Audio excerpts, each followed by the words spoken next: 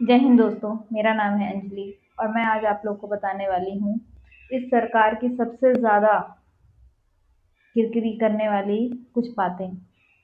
सबसे पहले तो इस सरकार से परेशान हैं हमारे देश के युवा, जो कि मेहनत करने से पीछे नहीं हट रहे हैं। लेकिन जब आप उनका एग्ज़ाम नहीं लोगे, उन्हें नौकरी नहीं दोगे, तो उन्हें कैसा लगेगा। हमारे देश के किसान, हमारे देश के एथलीट, हमारे देश के व्यापारी, हर वर्ग में इनका वर्चस्व बढ़ गया है। इन्हें अपना फ़ायदा दिखता है और किसी का नहीं, अपने दोस्तों का, अपने मंत्री के बच्चों का। इसके अलावा इन्हें किसी का भी भविष्य ना तो नज़र आता है, ना भविष्य की कोई चिंता है। इन्हें बस चाहिए तो अपना फ़ायदा, अपने परिवार का और अपने लोगों का।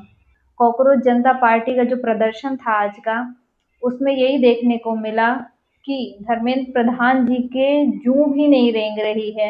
ऐसा लग रहा है जैसे देश में ये प्रोटेस्ट जो है हो ही नहीं रहा है। ना किसी मंत्री के मुंह से कुछ बात निकल रही है, ना तो हमारे देश के प्रधानमंत्री को कुछ पड़ी हुई है। देश की जनता बच्चों के भविष्य के लिए अपने परेशान हैं और यहाँ मंत्री, इनको क्या है, इन्हें तो बस मौज मस्ती पड़ी हुई है, विदेश यात्रा पड़ी हुई है। अब तो डोनाल्ड ट्रंप ने भी मोदी को नज़रअंदाज करना शुरू कर दिया। इससे पता चलता है कि हमारी विदेश नीति क्या तगड़ी हुई है। ट्रंप ने जिस तरह से मोदी को नज़रअंदाज किया है, वीडियो में ये साफ देखने को मिल गया है कि हमारा विदेशों में कितना डंका बज रहा है मोदी जी का। इनकी नीतियाँ कितनी कारगर साबित हुई हैं। एक समय था जब भारत को लोग महत्वाकांक्षी नज़रों से देखा करते थे और आज आज है तो भारत में कुछ बचा ही नहीं है।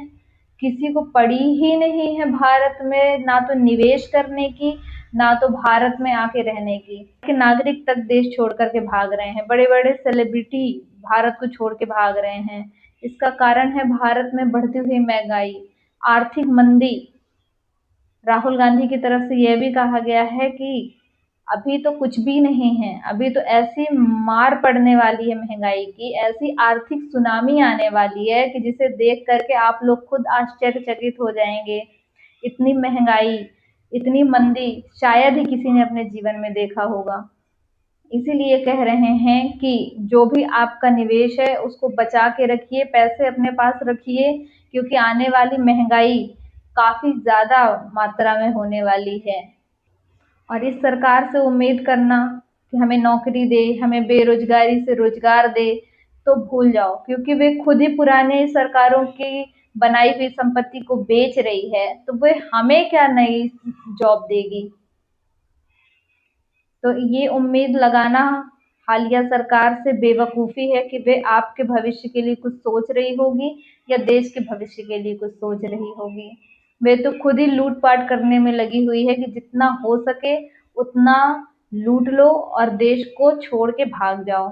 बहुत जल्द वो हाल आने वाला है जब मोदी जी अपना झोला उठाएँगे और हम लोगों को टाटा बाय-बाय करते हुए, हो सकता है थोड़ी बहुत मेलोडी ऊपर से फेंक दें ताकि हम लोग खा कर के ये सोचें कि ये क्या हो गया। क्योंकि मेलोडी खाओ और सब कुछ भूल जाओ। कुछ लोग भूल भी जाएँगे जो अंधभक्त हैं। अब तो अंधभक्तों की भी आँखें खुलने लग गई हैं, लेकिन करें तो करें क्या? बहुत ही ज़्यादा दुविधा में फँस चुके हैं। अब उन्हें भी पता चल चुका है कि जो हमारा चौकीदार था शायद वही है ना? अब आप समझ गए होंगे कि क्या है। चौकीदार ही जब चोर निकल जाता है तो सबसे ज़्यादा परेशानी होती है जिसका सामान उस जगह रखा रहा हो जहाँ चोरी हो गया हो।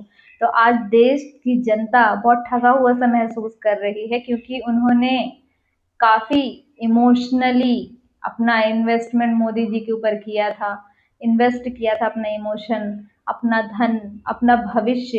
लेकिन आज उनके हाथ में जो लग रहा है वह सिर्फ महंगाई और बेरोजगारी है।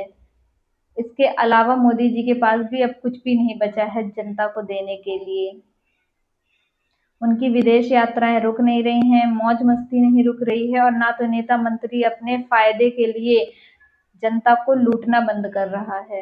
ऐसे में देश का हाल इतना बेहाल होता जा रहा है कि हम छोटे से छोटे देशों से भी नीचे जाते जा रहे हैं आर्थिक स्थिति में।